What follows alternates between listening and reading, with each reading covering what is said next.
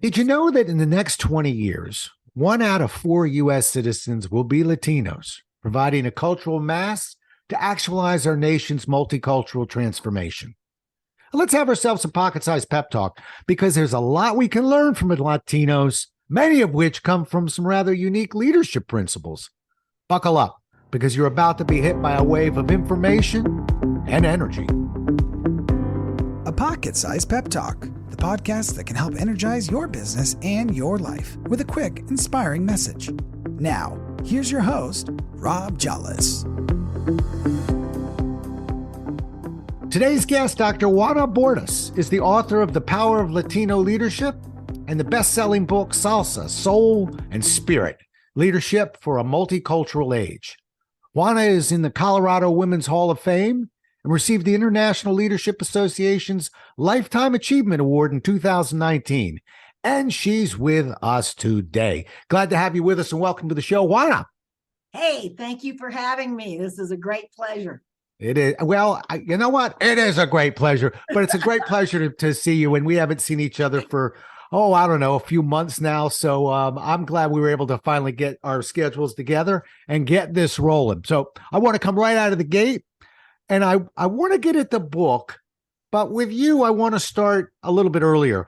I want to start with you just talking about your life as an immigrant and how that shaped you, who you are and kind of what you write about today.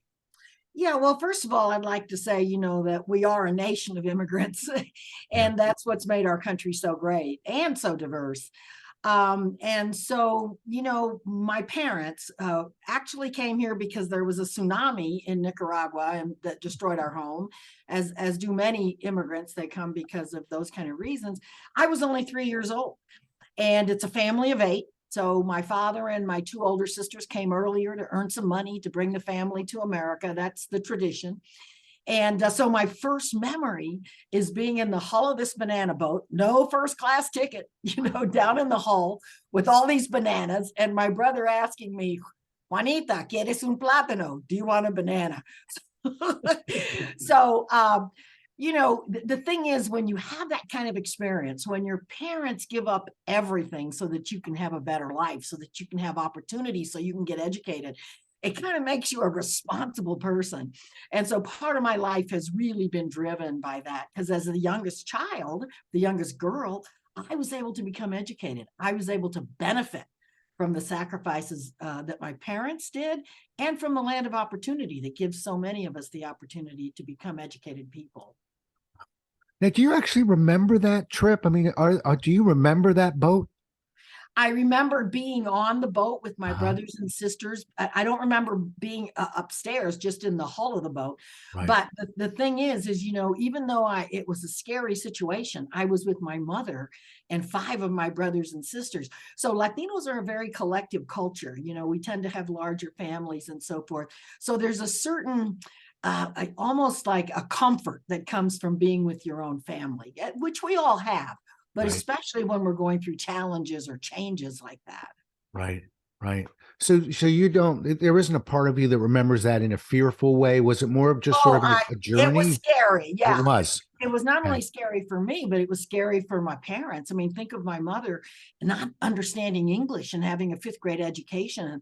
And when you see that picture of us, we really do look like the immigrants that are crossing today. I have so much empathy for people that are seeking new lives because of that, And I always show those kind of pictures to people because they see me now, they see Dr. Bordas. They can't identify with this young, scared kid in this family of low-income people, but they had vision, they had stamina, they had determination, and they were convinced my life would be better, and therefore it is. Right. And they certainly passed that along to you because I've spent a couple days with you and you do, I think you embody a lot of that. And it's interesting that just how early that kind of came to you, just became a part of you.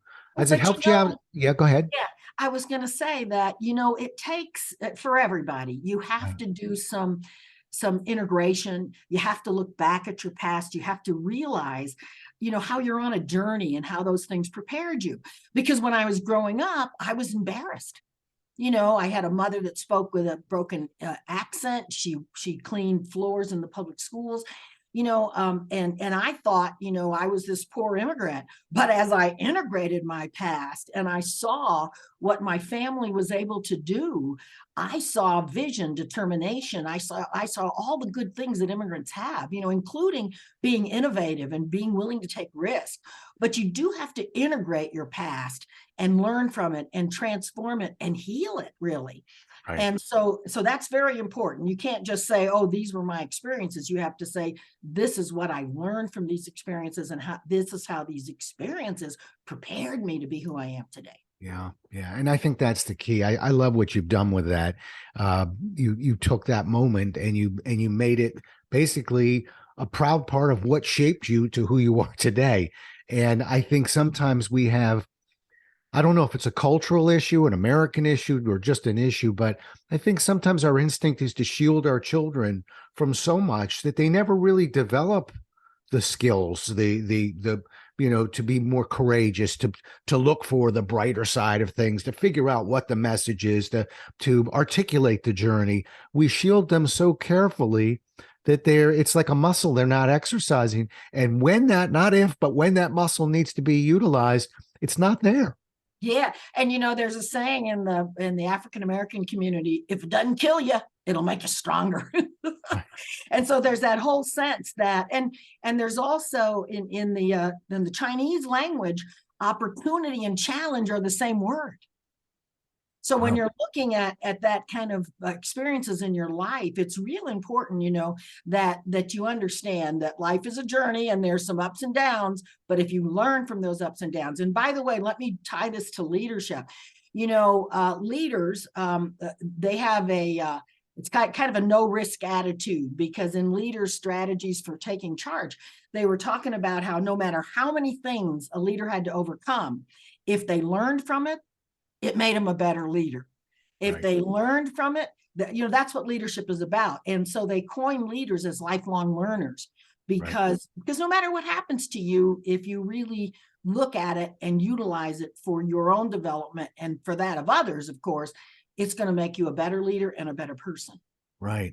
My dad used to have this saying, Juana, and it was like a salve for a wound. He would say, "Get it behind you." He said, you got to get that behind you. Well, but I tell you what, I made an addition to it, and I told him about it, and he was like, I could live with that, because I was growing up, and when I faced something, I would be like, okay, I got to get it behind me. I got to get it behind me. But what I added to it was learn from it, figure out what the message is. So it becomes a part of you, and then get it behind you. And it makes you better and stronger and wiser. Exactly. Yeah. And I think when you put the two together, when you're a little bit more methodical about, okay, I want to get it behind me, but I also don't want to repeat the mistake. I think it happened for a reason. So let me figure out what the lesson is there. And then it's actually much easier to get it behind you. We don't have to dwell on it anymore. So, but I told my dad that as I was getting older, and he said, yeah. He said, well, that's what I meant. Yeah, but you see, that's resiliency, and that's determination, and that's adaptability. I just gave you 3 incredible leadership skills. Yeah. Well, I'm going to go for some more right now, because I want to move to the book. And first of all, a nice congratulations to you, because we got a second edition on that book. And folks, we don't get second editions when the first editions aren't selling, and when they're not making some noise out there. So I already know the book did well. Second edition comes out March 28th. That means we can. I already checked online. We can pre-order today. Exactly. So we can get those pre-orders in. And another thing, I'll tell you what, I'm envious of you. You got a lot of reviews on that book, and that's spectacular, because I'm always pushing my audience to not just get the book and read the book, but put a review up there. But you do a better job of that than me. So let's get that book. Go ahead and pre-order it. It's going to be out in 3 weeks March or so. 28th. There you go. And then we're going to get it. We're going to read it, and we're going to write a review on it. But in that book, you outline 10 leadership principles. Okay, well, we can't go through all of them. I think you already threw a couple at me, but let's cherry pick a couple more. Give me some other leadership principles that are unique to Latinos?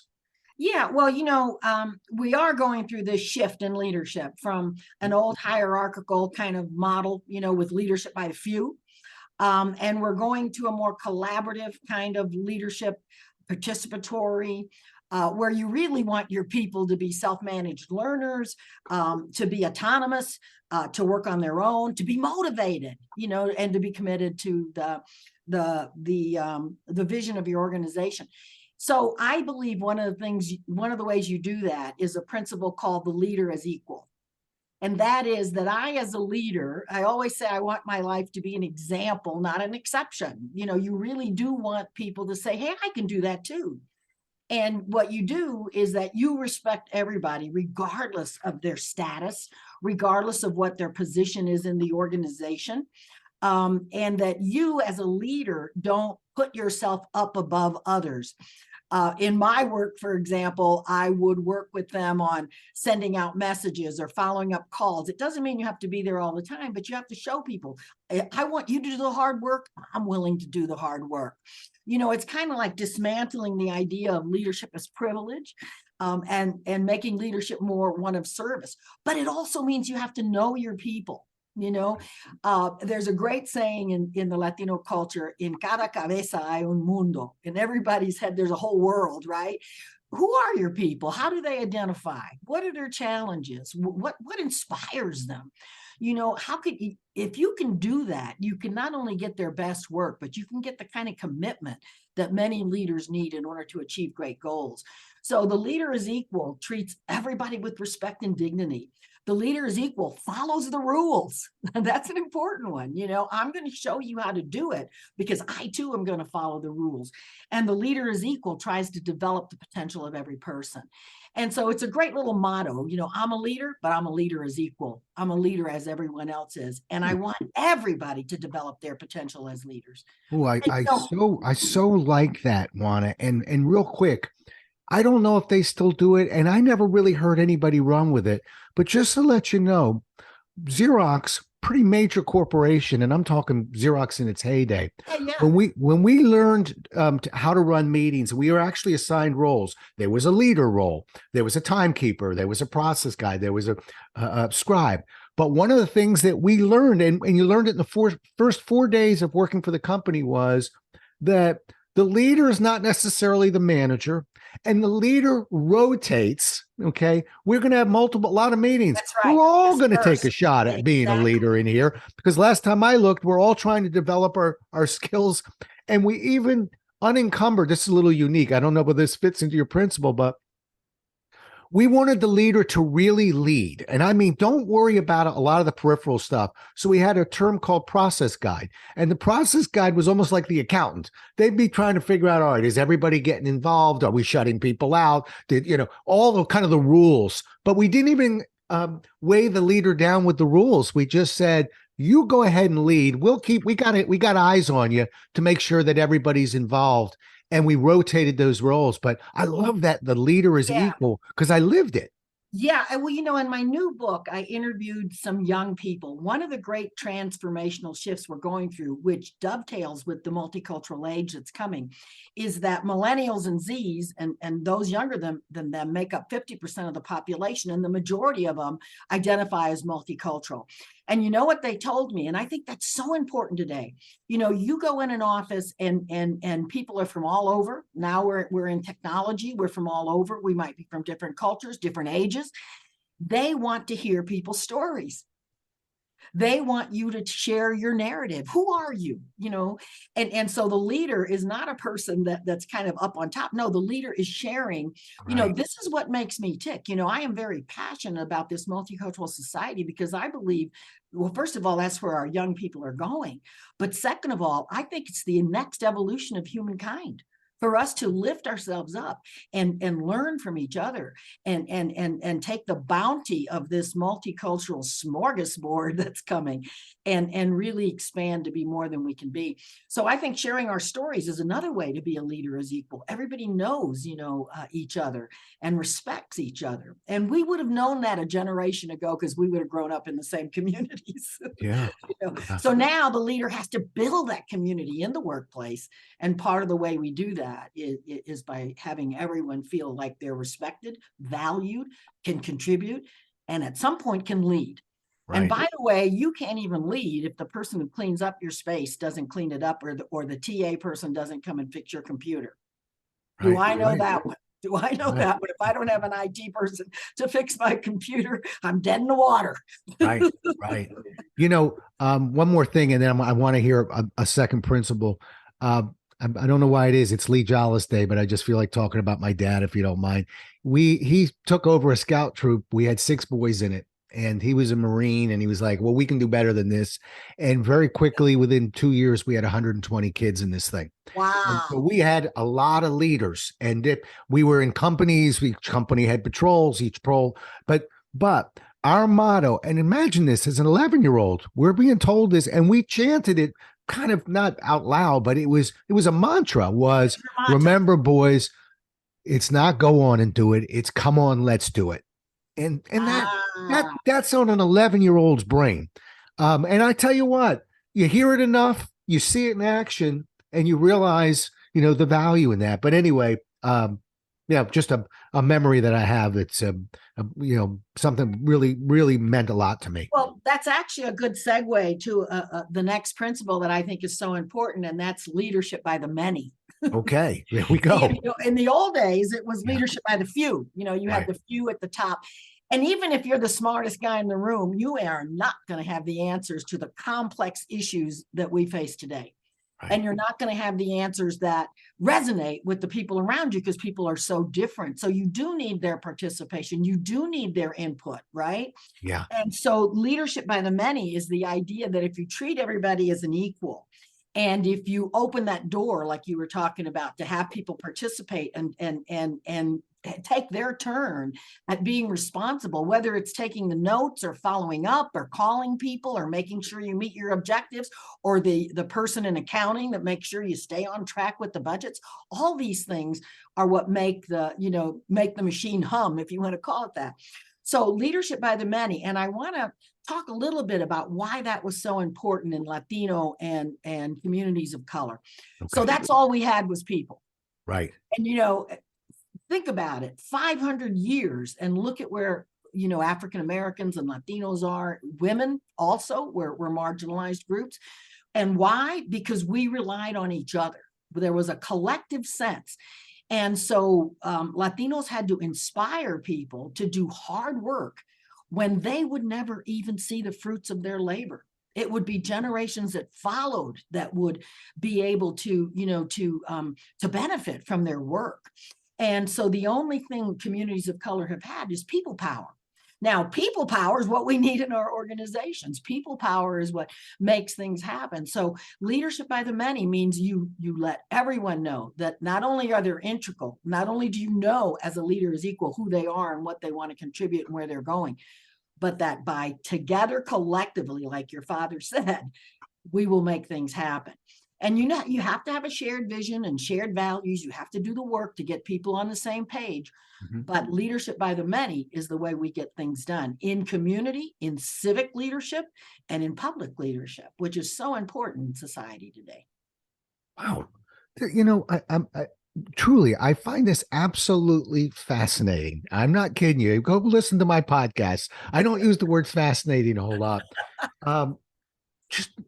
Just so identifiable and relatable. And yet I don't find this in a lot of leadership books. And it's just interesting that it's born from a culture, really. It's just, give me another one. Another principle. Yeah. Yeah.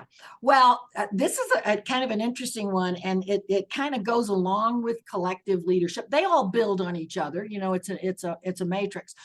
So Latinos have this saying, "Sí se puede." Yes, we can, which, by the way, was used to elect a president. Stole it. He stole it. Anyway, yes, we can. Now, the operative there is we. Same thing with African Americans. They said, "We shall overcome." It was not I. Right. I think we talked once about the metaphor of a basket that American Indians say. When you weave a basket, each strand has to be very, very strong, tied together, kind of in a collective sense, so that that basket can be a container that can even hold water. So all of these cultures are saying, by coming together, by working together, it's always together. But the Si Se Puede says we can create, we can innovate, we can change things. Now, remember, underrepresented and marginal communities had to have a social change model leadership. And in the public sector, that's what that's called. In the corporate sector, it's called innovation. It's called risk-taking. It's called, let's do this differently. It's called, let's launch a new product. It's that innovative si se puede that you want in your organization, that idea of being entrepreneurial. And by the way, Latinos started 80% of the small businesses in the last decade, according to the census. So people of color are very entrepreneurial because that's how we had to do it. So Si Se Puede means together, collectively, we can create the change we want. And that's why it was such a great slogan that Obama used in order to be elected back in those days. Right. Wow. You just blew right through a stop sign there.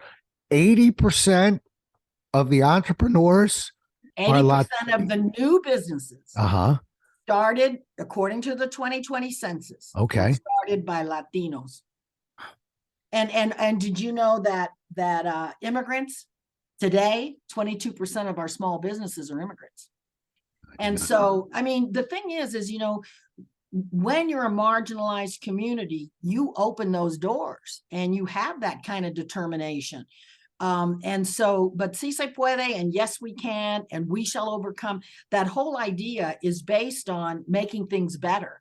And what corporation or organization doesn't want people that say we can do better, or has innovative and creative ideas about how to do things?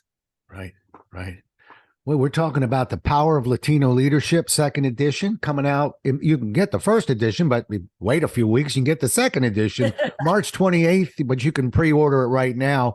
And I don't know about you all, but I've actually teach management training and some leadership programs, and I have not ever heard some of the information that's coming out on this podcast today, which is just fascinating to me. I was going to stay on this book, but I'm really, you're awakening something in me where I want to hear more. I want to learn more about Latinos. And I know, for instance, you say that Latinos are the antidote to raging materialism and greed. That's your quote. Now, I want you to unpack that for me a little bit. Tell me what you mean. Okay. And I do want to circle back about the multicultural society that Latinos will lead. So one of my principles is about generosity. And I call it mi casa su casa. And everybody knows that saying. Yep. My house is your house actually means what I have is yours. So if you're Latino and you go visit a good friend, you're heading over to the refrigerator to see what's for dinner. Because it's a shared kind of collective. And generosity is so important because particularly if we go back to racism, slavery, marginalized communities, colonized communities, the only way that we made it happen was through sharing. So it's in the Anglo community, we call it potlucks. In the Latino community, I say, if I have a party, I have more food at the end of the party than when it started because everybody brings something, right? Everybody brings something, whether it's flowers or wine or fruit or whatever. And so there's this whole sense of collectivity. But within that, you're not supposed to take more than your share. Now, that's the operative, I live in the same house I've lived in for 42 years, and I know so many leaders of communities of color that don't need 3 or 4 houses, that don't need, the respect. And I was going to tell you that the leader is equal. People respect you because of your character, because of your values, not because of your position, but, what have you contributed to your group, to your community, to your people? And so here you have people that contribute. that try to share rather than accumulate. And that's a big switch in America. Now, in my first book, I did a lot of research in that more money don't make you more happy. Right. Once you know about the pyramid, once you've got your basic needs met, you're comfortable. I'm very comfortable. In fact, I consider myself independently wealthy. But you're not really striving to have more. Right. You're respected because you share. And for a leader, it's sharing your ideas, it's sharing your time, it's sharing your praise, it's even sharing, hey, here's how you could do this better, or here's what you could do to improve yourself, because that's a gift. And so the whole idea is to switch from accumulation and materialism to understanding that what really will make you a fulfilled person is a sense of community, which comes from a sense of belonging, which comes from a sense of generosity and sharing. And in all communities that are collective, by the way, it was known that somebody taking too much damaged the collective. Do you see what I mean? Yes. If somebody takes too much, then somebody's not going to have enough. Right. And so, so that's the whole idea of generosity. And I think we need to get off this materialistic path that we're on in America today. I mean, I loved the 50s because, everybody had their little houses and it was just a different feeling. You didn't have to be at the mall on Saturdays. And I love our country and I love to be comfortable. I praise that. But I think we need to come back to centering on people, on community, on taking care of others. My definition of leadership as a leader is somebody who wants to create a society that takes care of its people. Yeah. I hear you. It's the funny thing about and what makes this a fascinating topic to me is there's just so many different versions of leadership. There's so many different people that will talk about leadership, and yet most people, and I'm a corporate guy, so I see most leaders sort of just being people that did their job better than anyone else, so they were made a manager and told you're now a leader, and given very little training. And although they may have been able to move a widget quicker, it didn't mean that they could communicate effectively. They're just real fast. But I coached a lot of basketball and some soccer. But I remember people being surprised when the leaders that would emerge on my team were rarely my superstar players.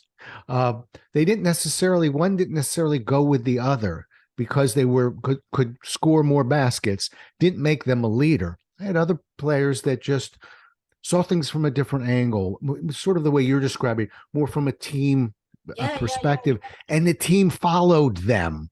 But it's just an interesting topic because I feel like sometimes we're just sort of on our own to figure it out. What I love that you've done is that you've not only given us these principles, but you're giving them to us from a cultural angle that most of us, it's going right by us and we don't even know it. Well, that's why it's called the dominant culture. Right. And we have to dismantle that, speaking of being multicultural, because it's a great culture. I mean, but think about me. I'm Dr. Bordas, right? So think about how many books I've read about the Anglo-Saxon experience, about the history of America from that perspective. Think about all the leadership books I've read from an Anglo-male perspective. I'm inviting people, let's just not forget that not only are we moving towards a multicultural society, but there are leaders in this society that have made our country great and that are here to share how they did that. And so I think it's time to open it up and for people to learn from each other and to participate in this incredible smorgasbord that we have coming. It's only going to make you more adaptable, more agile, more flexible, a better leader. And it's going to connect you to your grandchildren because half of the kids are now identifying as multicultural. Right. It's coming. Right. And you even write about the fact that in the U.S., we mainly see diversity as sort of black and white, from a black and white perspective. Maybe that's limits our vision here a bit. It certainly does to me. And by the way, a fourth of Latinos are Afro-Latino. And I think a lot of people don't know this, but 95% of the slave trade was in South and Central America. Only 5% was in the United States. So really, Latinos do have that African kind of mix in us because we're a mixed people. So a fourth of us are African American, a fourth of us are indigenous, 42% of us claim our Hispanic or Spanish heritage from Spain and Europe, so we are kind of a mixed people that are already there. One of the key values because of that for Latinos is called bienvenido, or welcome. Right. We have a very open system. And in my writing, I talk about you becoming a Latino by corazón, or by heart, because Latinos are a culture, not a race. So we're united by our language, by our common history as being colonized by the Spanish, our religious traditions, and those are, and we can share those, is what I'm saying. And right. You can share in the culture. Many, many young people love our culture. They love our music. 40% of Latino music is now bought by non-Latinos. I mean, they are dancing to the salsa craze, not to mention eating margaritas and Taco Tuesdays and watching, what's the name of that great movie about Dia de los Muertos? Coco. You know the movie Coco? I do not. Oh, you are watching that, dude. It okay. Is great. It's about Dia de los Muertos. So Latinos are even giving you back your ancestors. That's what that's about. You connecting with your ancestors. So here we are in this incredible multicultural age where people can start learning about the great cultures that make up our humanity. This is about our evolution as a species. This is about us getting better. And so the Black experience in America, I have so much compassion for it. And I've worked so hard with my Black brothers and sisters, but it's not a vision for the future. Yes, we have to heal and transform it. And we have to definitely, Microsoft, by the way, just did a 5-year initiative in which they were going to spend 5 years equalizing the Hispanic and Black participation at Microsoft at all levels. And they started with African Americans. And in 3 years, they were able to bring that to parity. I think that's fabulous. We need to do that kind of thing. But the Black experience won't allow you to be part of it. The Latino experience will. Right. I mean, you can become part of the Latino experience. And we come from 26 countries. Not just are we a mixed people, but we're also an international and global people. And so we have kind of an open door policy. I say Latinos don't have boundaries. Well, I did learn that when I first met you. Was it the time I put you in a chokehold? No, it was the time you spilled your wine on my sweater. But we diverse now. I'm not sure you're aware of this, by the way, but I'm actually a Cinco de Mayo baby. Are yes, you? I am. And the funny thing was, well, my goodness, 30 years ago, there was a Mexican trainer at Xerox. And we were talking about something in birthdays, and I said, yeah, I'm born on May 5th. And he said, oh, Cinco de Mayo. And I know a little bit of Spanish. I went, yeah, May 5th. He went, no, Cinco de Mayo. I went, yeah, May 5th. And then he sat me and said, no. Cinco de Mayo. He explained to me about the battle and this. And this was in the 80s. When San Diego may have been celebrating Cinco de Mayo, but Washington, D.C. never heard of Cinco de Mayo. Exactly. But let me just say this, I actually, I'm an oldie but goodie. You know that. I'm a respected elder in my community. And so Latinos were not declared a group till 1980. Wow. Now, I entered school in the 60s. So here I am as a young person, and I have no identity in America other than I'm an immigrant from Nicaragua. Love it, love it. But I have to tell you another thing. This is all an add-on process. I'm not asking people to give things up. I'm asking them to add to, to embrace, to learn, to grow. Right. And so Latinos are also just forming their identity since the 1980s, and then Latino was added to the census after that. But so we're just coming together as a group, and because we have this immense diversity, and we come from all these countries, it's a challenge that our leaders face. But I do want to tell you that Cinco de Mayo was the last time a foreign entity, was the French, ever ruled this hemisphere. and it was the Mexicans that threw them out. So every American should be proud that the Right. Mexican peasants Right. throughout the French army, which was considered one of the best armies in the world, and freed this hemisphere for all of us. So viva Cinco de Mayo. Absolutely. Yeah. I actually did some reading on that one because once I figured out, okay, I better learn what this battle is about. Who did we fight? How did we do? So, so I do, that's one of my obscure areas where I do know a bit about that battle and about them repelling the French, basically.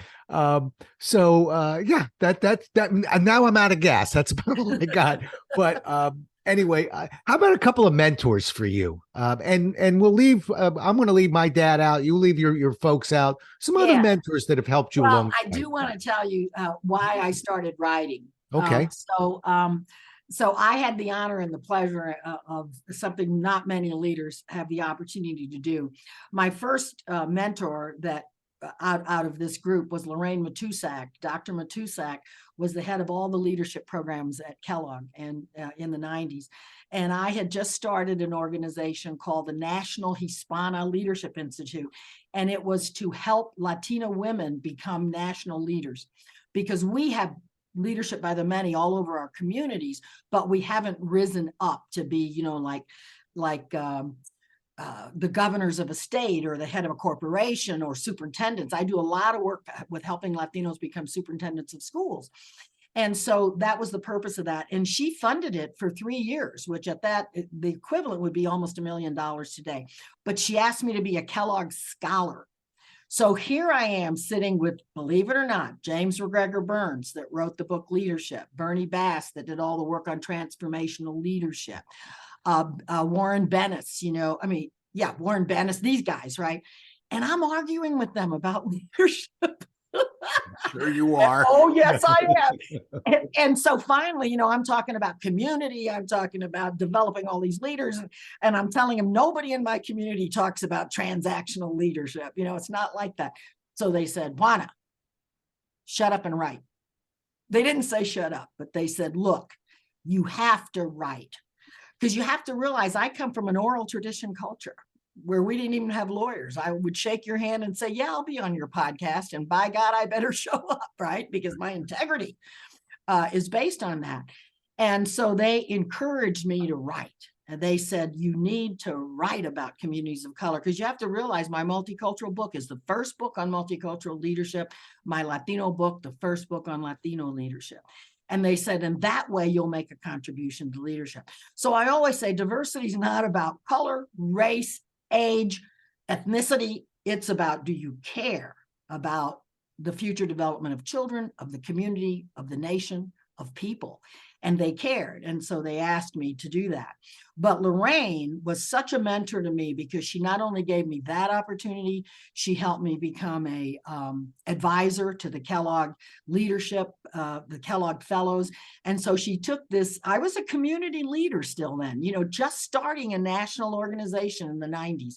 And she helped me become who I am. And that group actually started the International Leadership Association. So that's what I'm talking about, leadership. She sees someone with potential and passion. She understands that this is a needed resource in our country. And then she stays with me for like 20 years to help me develop to be the leader that she saw, who I couldn't even see. I didn't know how to do that. And that's what I think mentorship is, or that's what I think real leadership is growing people and then saying to them, get out there and write, because what you have to say is needed. Yeah. Wow. Again, I might quote my dad once every 3 months, and today I'm quoting him 3 times, but I remember my dad also telling me, because he was very involved in the Lions Club and things like that. And he said, son, you don't give with your checkbook, you give with your time. Wow. And so, I think we've tried to live that. And that mentor you just described, that's such a beautiful story, because sometimes we just hear of, well, somebody came forward and they, wrote a check for whatever, which we'll accept those checks, you and I. but when somebody really gives of themselves and their time, that's the ultimate gift. And that mentor of yours, boy, was her time well invested. in you, Well, my it's not only friend. that, the young Yeah. leaders that I groom and mentor today, Yeah. when they come back, they always say to me, it was your belief in me. Yep. I mean, that's an important thing, Yeah. It was your belief in me that allowed me to become the leader that I am today. And I just see it in people, first of all, because I believe in that potential that people have. But that's what leaders do. They even see in you things that you don't see in yourself. And that's what she did for me. And I would not be here today if it wasn't for her. And also the white men who said to me, okay, Right. that's enough. Go fight. Right. But you said it rather quickly, but the fact is, oh yeah, what a coincidence, you mentor others. When somebody reaches out and helps us, we can create that movement in a sense. And you and I have talked about diversity before, and my feeling has always been, you can talk about about others that need our support and our help, or you can fricking do something about it. And you don't have to tell everybody about it. Just go in there and help reach your hand out. And oh, by the way, you'll see that person will reach their hand out, and etc. It continues. And that's what's happened to you. You mentor other people. I didn't even ask you, but I knew you would, because you were mentored, right? And of your personality as well. Well, I do want to say that there's a shift that we're going through that's so important, and that is the shift from individualism to collectivism, from I to we is what I call it in my writing. And that all of these cultures, the only I culture really is the European, or the culture that settled here, because the rest of the cultures, in order for us to make it, to get to the top of the evolutionary pile, trust me, it was a collective effort. It was a we effort, Right. And so we need to make this switch to we, to this idea that it's not about me, it's about we, whether you define that as the family, as your organization, as your community, as your church, as your Boy Scout troop, like your father did. Yeah. But the whole idea that we're here, to help others. And I was going to close. We haven't talked a lot about my mother, but this is another one. Her good advice is, if I was feeling down and out or feeling sorry for myself, and a lot of young people today are having a lot of struggles, she would say, get busy and do something for somebody else. Yeah. Now, you still have to do your healing. You still have to do your transformational work. But I think if we get too self-absorbed, if it's too much about I, it doesn't make you happy. There is this altruistic high that they've documented. Nothing makes you feel better than doing for somebody else. Yeah. And it's empowering. My cup runneth over. I can give, I am empowered to give to others. And so it's such an important thing to move our culture from the idea of me to the idea of we. Yeah. Well, my cup runneth over with information from you and gratitude for having you with me and us, and talking and sharing what you know. And I feel like we just scratched the tip of the iceberg here with you. But what a delight to have you on. How do people get a hold of you? Well, before you close, gratitude is one of my principles. Okay. Gracias. Gratitude. Because if you have gratitude, you don't want more. So gratitude is part of that whole transition into being happy with what you have. Okay. Seeing your cup is half full, not empty. And that helps you have a more exciting life, better life. So my name is Juana Bordas. My email is juanabordas@gmail.com. My website is juanabordas.com. You can pre-order Latino Leadership Ahora. Ahora means now. It's Latino time in America today, Ahora, off Amazon. And I also will be doing a webinar on March 28th, the launch of the book. If people want to join me, just, get on my website. You can register there. I'd love to have you. And just remember, Latinos have a bienvenido spirit, and we welcome you to transform America with us. Well said. And oh, by the way, I'm checking my calendar. I'm really going to try and get on that as well and support you. For those of you, because you better know how to spell her name or you're not going to be able to find her anywhere. So it's okay. JUANABORDAS. And that's where you'll find her on LinkedIn, and that's where you'll find her at her.com. And you're going to pre-order the book. We got a whole shopping list with you So grateful you were able to spend time with us. Really great catching up with you as well. And I look forward to more conversations with you. Really, I'm very grateful to have been able to talk to you today. Rob, thank you very much. You bet. That was an Elvis and another story. We'll tell it another time. Folks, we'll do it again as well as we can next time. Until then, stay safe. Thanks so much for listening. If you enjoyed today's show, please rate and recommend it on iTunes, Outcast, or wherever you get your podcasts.